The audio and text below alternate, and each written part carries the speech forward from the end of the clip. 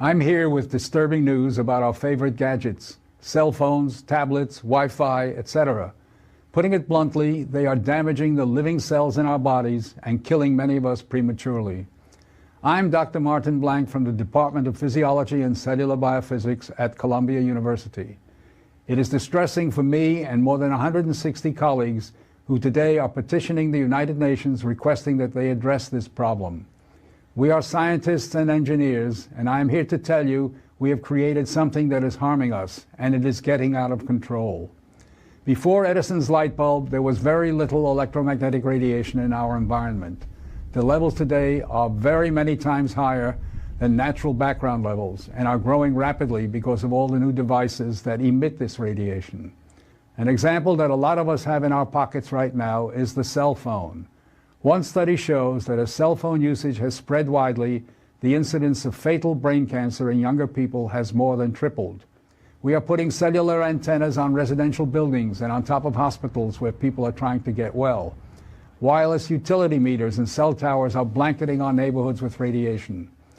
It's particularly frightening that radiation from our telecommunication and power line technology is damaging the DNA in our cells.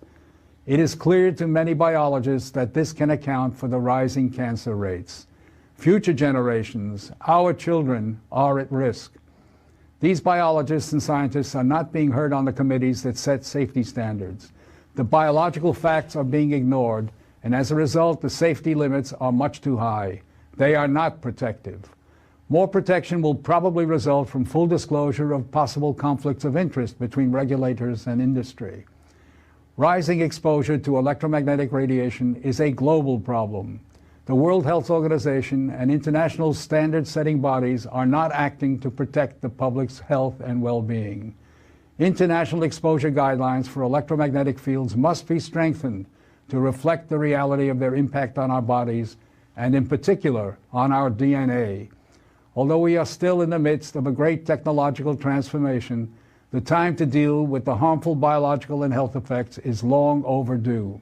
We are really all part of a large biological experiment without our informed consent.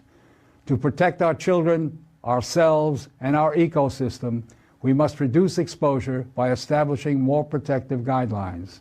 And so today, scientists from around the world are submitting an appeal to the United Nations, its member states, and the World Health Organization to provide leadership in dealing with this emerging public health crisis.